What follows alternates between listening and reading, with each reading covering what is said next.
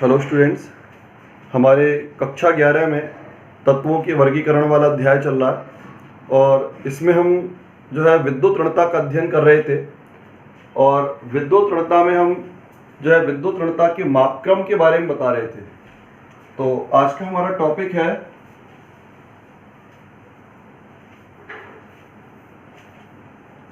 विद्युत ऋणता के मापक्रम। और इन मापक्रमों में आपको एक मापक्रम बताया जा चुका था, पहले वाला पॉलिंग मापक्रम। पॉलिंग मापक्रम के बारे में आपको बताया जा चुका था। आज हम इसमें इसका दूसरा प्रकार का मापक्रम देखने जा रहे हैं, मूलिकन मापक्रम। देखिए, मूलिकन ने तत्वों की विद्युत ऋणता को उनके आयनन विभव और इलेक्ट्रॉन लब्धि एंथैल्पी के साथ संबंधित किया। तत्वों की विद्युत ऋणता को आयनन विभव और इलेक्ट्रॉन लब्धि एंथैल्पी के साथ संबंधित किया। और क्या बताया कि अगर हम आयनन विभव को और इलेक्ट्रॉन लब्धि एंथैल्पी को इलेक्ट्रॉन वोल्ट में नापें तो इन दोनों का जो औसत होता है वो मूलिकन की विद्युत ऋणता के बराबर होता है। आयनन विभव और इलेक्ट्रॉन लब्धि एंथैल्पी का औसत जो है मूलिकन की विद्युत ऋणता के मान के बराबर। हम इसको लिख सकते हैं XM का मतलब मूलिकन की विद्युत ऋणता, और इसमें आयनन विभव और इलेक्ट्रॉन लब्धि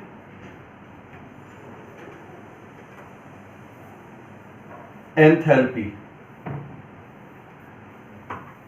इसका औसत। तो इन दोनों का जो औसत होता है, ये औसत आपका मूलिकन की विद्युत ऋणता के मान के बराबर होता है। औसत मूलिकन की विद्युत ऋणता के मान के बराबर होता है। अगर इलेक्ट्रॉन वोल्ट में नाप रहे हैं तो इस प्रकार निकाला जाएगा, और यदि अगर हम इसको किलो जूल प्रति मोल के अनुसार व्यक्त करें, यहां पर मान आपके इलेक्ट्रॉन वोल्ट में, और अगर हम इसे किलो जूल प्रति मोल के अनुसार व्यक्त करते हैं तो आयनन विभव और आपका इलेक्ट्रॉन लब्धि एंथैल्पी, ये मान हमारे किलो जूल प्रति मोल के अनुसार। तो इस तरह से हम जो है मूलिकन के अनुसार विद्युत ऋणता की गणना कर सकते हैं। यानी मूलिकन ने विद्युत ऋणता को आयनन विभव और इलेक्ट्रॉन लब्धि एंथैल्पी दोनों के साथ संबंधित किया, और दोनों के साथ संबंधित करने के पश्चात जो है इस प्रकार का मापक्रम दिया। अच्छा, मूलिकन की विद्युत ऋणता में और पॉलिंग की विद्युत ऋणताओं में हम एक संबंध स्थापित कर सकते हैं। मूलिकन की विद्युत ऋणता जो होती है, अगर उन्हें 2.8 से भाग दिया जाए, मूलिकन की विद्युत ऋणता के मानों को यदि 2.8 से भाग दिया जाए तो उस अवस्था में मूलिकन वाला मान पॉलिंग वाली विद्युत ऋणताओं के मान के बराबर होता है। यानी अगर हम पॉलिंग की विद्युत ऋणता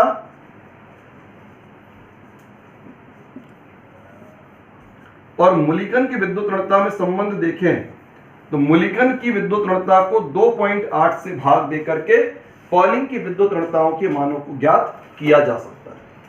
तो इस तरह से हम यहां पर मूलिकन मापक्रम के आधार पर विद्युत ऋणताओं की गणना को कर सकते हैं। फिर बेटा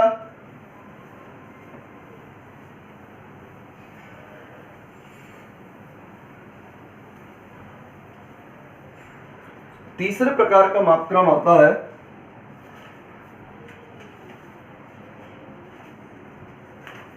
ऑलरेड रोशो की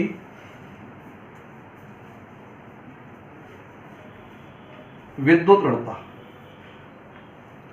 देखिए ऑलरेड रोशो जो वैज्ञानिक थे, इन्होंने किसी तत्व की विद्युत ऋणता को उस तत्व के परमाणु क्रमांक के साथ में संबंधित किया, तत्व के प्रभावी नाभिकीय आवेश के साथ में संबंधित किया।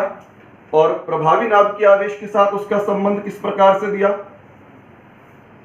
विद्युत ऋणता इसको हम इस प्रकार लिख सकते हैं, AR ऑलरेड रोशो 0.744 plus 0.359 upon R square. 0.744 plus 0.359 Z effective upon R square. तो इस तरह से जो है हम यहाँ पर ऑलरेड रोशो की विद्युत ऋणता की गणना कर सकते हैं। और ऑलरेड रोशो के द्वारा जो प्राप्त विद्युत ऋणता के मान होते हैं वो पॉलिंग की विद्युत ऋणता के मानों के लगभग बराबर आते हैं। ऑलरेड रोशो ने किसी तत्व की विद्युत ऋणता को उसके प्रभावी नाभिकीय आवेश और उसके परमाणु की त्रिज्या से संबंधित किया हुआ है। ये 0.744 स्थिरांक राशि, 0.359 स्थिरांक राशि, जेड इफेक्टिव तत्व का प्रभावी नाभिकीय आवेश, आपका R जो है वो तत्व की त्रिज्या। और इस प्रकार से हल करने पर जो मान प्राप्त होते हैं ये मान आपके पॉलिंग की विद्युत ऋणताओं के मानों के लगभग बराबर प्राप्त होते हैं। अब बेटा इसके बाद में अगला आता है सैंडरसन मापक्रम। देखिए सैंडरसन मापक्रम जो है ये जो है इस मतलब के स्थायित्व अनुपात के आधार पर विद्युत ऋणता का निर्धारण करता है। इसमें स्थायित्व अनुपात को ज्ञात किया जाता है, स्टेबिलिटी रेशियो यानी स्थायित्व अनुपात निकाला जाता है। और ये अनुपात जो है ये जो है तत्व की विद्युत ऋणता के मान के बराबर होता है। इसमें सैंडरसन मापक्रम को हम X विद्युत ऋणता के लिए, S सैंडरसन के लिए, सैंडरसन मापक्रम। अब इसमें d/di, d होता है तत्व का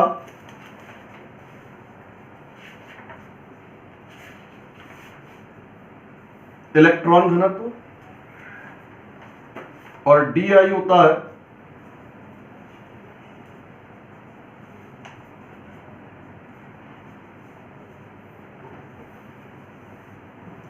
सम इलेक्ट्रॉनीय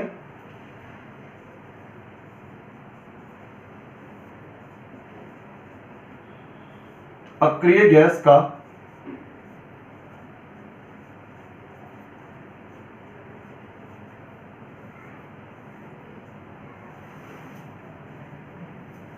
इलेक्ट्रॉन घनत्व, सम इलेक्ट्रॉनीय अक्रिय गैस का इलेक्ट्रॉन घनत्व। तो सैंडरसन मापक्रम जो है आपके d/di, d क्या है यहाँ पर तत्व का इलेक्ट्रॉन घनत्व, और जो di आता है वो सम इलेक्ट्रॉनीय अक्रिय गैस यानी जिसमें इलेक्ट्रॉन की संख्या समान हो, तो सम इलेक्ट्रॉनीय अक्रिय गैस के इलेक्ट्रॉन घनत्व का अनुपात होता है। और ये अनुपात जो है तत्व की विद्युत ऋणता के मान के बराबर होता है। तो चार प्रकार के मापक्रम आपके सामने है। पॉलिंग मापक्रम है, आपका मुलिकन मापक्रम है, आपका ऑलरेड रोशो और सैंडरसन। पॉलिंग ने जो विद्युत ऋणता बताई थी, पॉलिंग ने तत्व की विद्युत ऋणता को अनुनाद ऊर्जा के द्वारा संबंधित किया था। मुलिकन ने आपके आयनन विभव और इलेक्ट्रॉन लब्धि एंथैल्पी के साथ संबंधित किया। ऑलरेड रोशो ने उसको प्रभावी नाभिकीय आवेश और परमाणु की त्रिज्या से संबंधित किया। और सैंडरसन ने स्थायित्व अनुपात के द्वारा, और ये स्थायित्व अनुपात निकाला जाता है तत्व का इलेक्ट्रॉन घनत्व और सम इलेक्ट्रॉनीय अक्रिय गैस का इलेक्ट्रॉन घनत्व, इसके आधार पर जो है अनुपात को ज्ञात किया जाता है। तो इस तरह से हम जो है यहाँ पर विद्युत ऋणता के मापक्रम को जो है व्यक्त कर सकते हैं। लेकिन जो सर्वाधिक प्रचलित मापक्रम है, जो आजकल वर्तमान में प्रयोग में लाया जाता है, वो पॉलिंग मापक्रम होता है। और पॉलिंग मापक्रम के लगभग समान मापक्रम आपका ऑलरेड-रोशो वाला मापक्रम है, जिसके द्वारा भी हम तत्व की विद्युत ऋणताओं की गणना कर सकते हैं। अब बेटा इसके बाद में आता है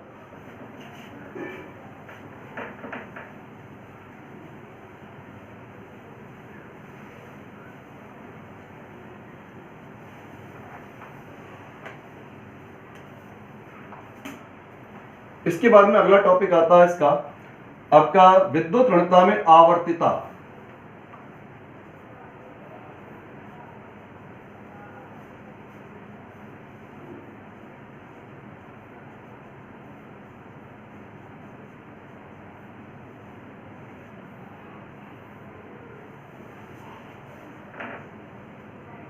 अब बेटा देखिए विद्युत ऋणता में आवर्तिता किस प्रकार होती है।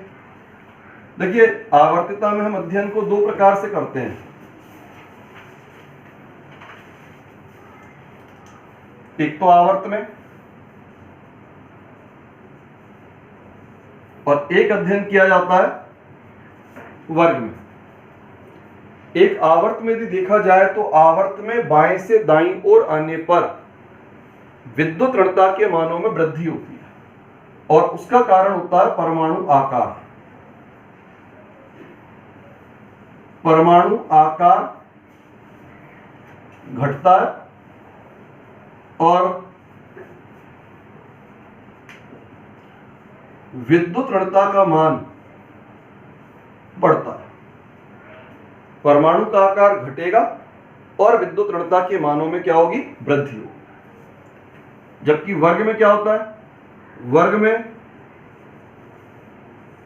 आकार बढ़ता है और विद्युत ऋणता के मान में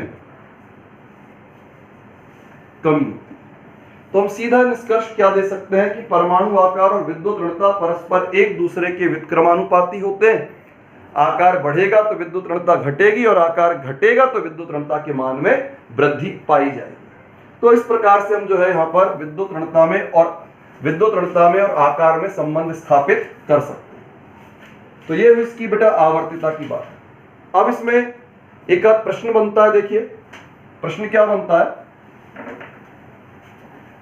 विद्युत ऋणता में अभी हम क्या बता रहे हैं कि आवर्त में बाएं से दाईं ओर विद्युत ऋणता का मान बढ़ता है, लेकिन आपकी जो उत्कृष्ट गैसें होती हैं, वर्ग 18 के तत्व होते हैं, वर्ग 18 के तत्वों की विद्युत ऋणता का मान 0 होता है।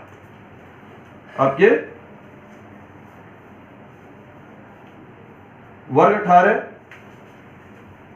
विद्युत ऋणता का मान क्या होगा, 0। अब ये विद्युत ऋणता 0 क्यों है, विद्युत ऋणता का मान 0 क्यों है?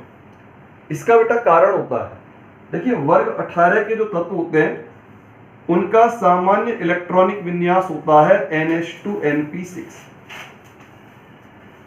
वर्ग 18 के तत्वों के लिए सामान्य इलेक्ट्रॉनिक विन्यास NH2Np6 होता है, यानी स्थायी विन्यास होता है। और स्थायी विन्यास के कारण से इन तत्वों में बंध निर्माण की कोई प्रवृत्ति नहीं पाई जाती। स्थायी विन्यास के कारण से ये तत्व बंध निर्माण की प्रवृत्ति को प्रदर्शित नहीं करते, जबकि विद्युत ऋणता जो होता है वो बंधित परमाणु का गुणधर्म होता है। आपने परिभाषा पढ़ी है, साझे के इलेक्ट्रॉनों को अपनी ओर आकर्षित करने की क्षमता। अब इलेक्ट्रॉन का साझा तो बंधित परमाणु में ही हो सकता है, स्वतंत्र परमाणु में तो साझा होना नहीं। तो जबकि आपके उत्कृष्ट गैस के जो परमाणु होते हैं, ये परमाणु आपके स्वतंत्र परमाणु होते हैं, क्योंकि इनका अष्टक पूरा होता है, बाह्यतम कोश में 8 इलेक्ट्रॉन होते हैं। इसके कारण से इनमें बंध निर्माण की कोई प्रवृत्ति नहीं पाई जाती। तो इस प्रकार से वर्ग 18 के जो तत्व हैं इनकी विद्युत ऋणताओं के मान 0 पाए जाते हैं।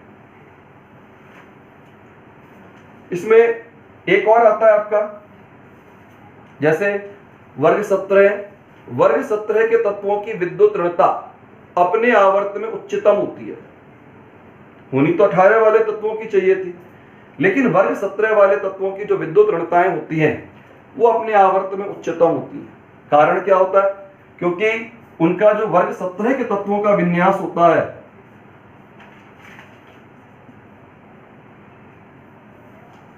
ये विन्यास होता है NH2NP5,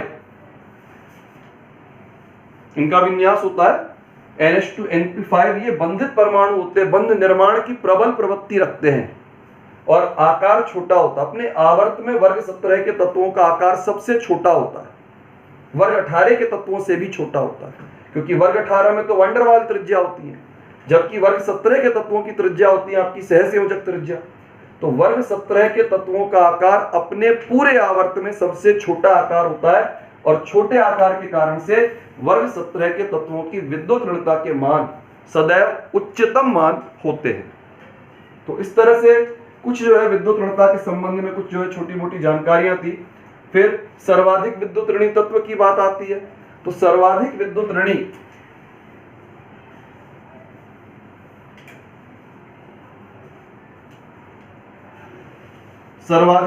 ऋणी तत्व आपका फ्लोरीन F और न्यूनतम विद्युत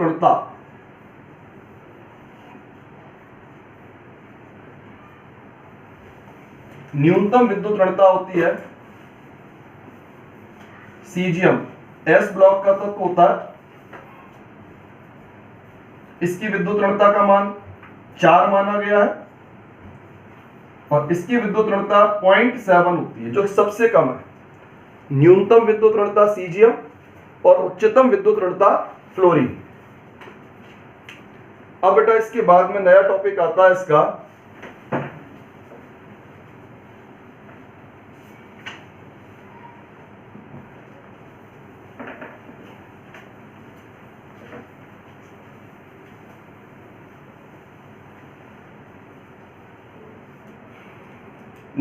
है इसका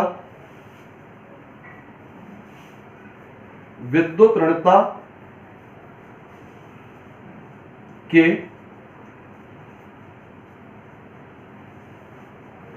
अनुप्रयोग।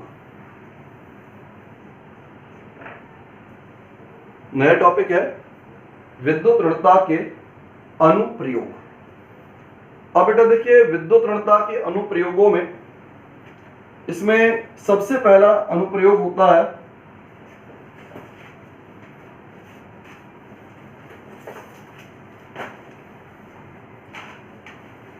यौगिकों का नामकरण। देखिए यौगिकों के नामकरण का एक नियम है, जिस तत्व की विद्युत ऋणता कम होती है उसे पहले लिखा जाता है और पहले ही पढ़ा जाता है, और जिसकी विद्युत ऋणता अधिक होती है उसे बाद में लिखा जाएगा और बाद में ही उसका उच्चारण किया जाता है। तो जहां विद्युत ऋणता कम है पहले लिखते हैं, पहले ही उच्चारण करते हैं, और जब विद्युत ऋणता ज्यादा है उसको बाद में लिखा जाएगा और बाद में उसका उच्चारण किया जाएगा। आपके अधिकांश यौगिक इस नियम का पालन करते हैं। जैसे अपन नमक के बारे में पढ़ते हैं, सोडियम क्लोराइड, सोडियम कम विद्युत ऋणी होता है, क्लोरीन उच्च विद्युत ऋणी होता है। अब फिर आपका पानी में हाइड्रोजन कम विद्युत ऋणी होता है और ऑक्सीजन ज्यादा विद्युत ऋणी होता है। HCl में आपका H कम विद्युत ऋणी होता है, Cl उच्च विद्युत ऋणी होता है। अब बेटा इसका एक अपवाद भी देखो, अमोनिया इस नियम में एक अपवाद है। अपवाद कैसे है भाई? अमोनिया, नाइट्रोजन की विद्युत ऋणता हाइड्रोजन से अधिक होती है, लेकिन अमोनिया एक बहुत पुराना ज्ञात यौगिक है और नियम बनने से पूर्व ही अमोनिया को इस रूप में व्यक्त किया जाता था। नियम बनने से पहले से ही अमोनिया को, काफी लंबे समय पहले से ही अमोनिया को इस प्रकार से व्यक्त किया जाता था, नाइट्रोजन पहले हाइड्रोजन बाद में। तो इसके ऐतिहासिक महत्व को देखते हुए इसमें किसी प्रकार का कोई परिवर्तन नहीं किया गया, जैसा चलता आ रहा था वैसा ही चलने दिया गया। बेटा इसमें एक प्रश्न बनता है, एक हमने लिखा OF2, एक हमने लिखा F2O, तो इन दोनों में देखने में तो दोनों एक से लग रहे, एक ऑक्सीजन, दोनों में एक एक ऑक्सीजन है, दोनों में दो दो फ्लोरीन है। इसके अनुसार अगर हम नाम लिखते हैं तो नाम क्या बनेगा? Oxygen difluoride. और इसके अनुसार नाम लिखा जाए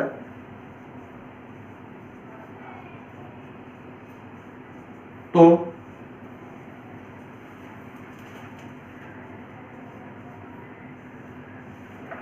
डाइफ्लोरीन ऑक्साइड, ऑक्सीजन डाइफ्लोराइड और डाइफ्लोरीन ऑक्साइड। अब बेटा इसमें एक गलत है एक सही है। देखिए इसमें पहले वाला तरीका जो है वो सही है और दूसरे वाला तरीका गलत है। कारण स्पष्ट है। ऑक्सीजन की विद्युत ऋणता पॉलिंग मापक्रम के अनुसार 3.5 और फ्लोरीन की विद्युत ऋणता पॉलिंग मापक्रम के अनुसार 4 होती है। और नियम क्या कहता है? जिसकी विद्युत ऋणता कम है वो पहले आएगा और जिसकी विद्युत ऋणता अधिक है वो पीछे आएगा। तो कम विद्युत ऋणी तत्व पहले, अधिक विद्युत ऋणी तत्व बाद में। जबकि इसमें क्या हो रहा है? अधिक विद्युत ऋणी पहले हो रहा है, कम विद्युत ऋणी बाद में हो रहा है। इसके कारण ये तरीका, दूसरा तरीका गलत है, पहला तरीका नामकरण का सही है।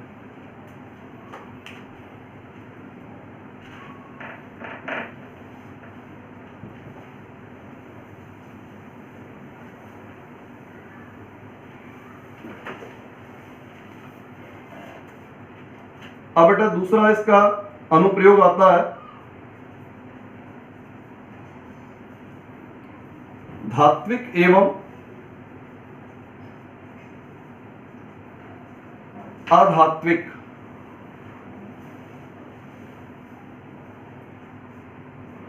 गुणधर्म, धात्विक गुणधर्म और अधात्विक गुणधर्म। बेटा धात्विक और अधात्विक गुणधर्मों में जो धात्विक गुण होते हैं, धात्विक गुण जो होते हैं वो और अधात्विक गुण जो है ये दोनों के दोनों विद्युत ऋणता के साथ संबंधित होते हैं। अगर तत्व की विद्युत ऋणता का मान कम है तो धात्विक गुणधर्म अधिक होगा। यानी धात्विक गुणधर्म और विद्युत ऋणता में व्युत्क्रमानुपात का संबंध, धात्विक गुण और विद्युत ऋणता, विद्युत ऋणता उच्च है तो धात्विक गुण कम होगा, विद्युत ऋणता कम है धात्विक गुण उच्च होगा। और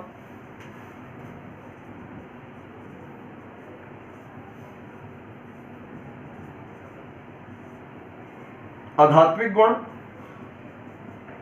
और विद्युत ऋणता ये परस्पर समानुपात का संबंध प्रदर्शित करते हैं।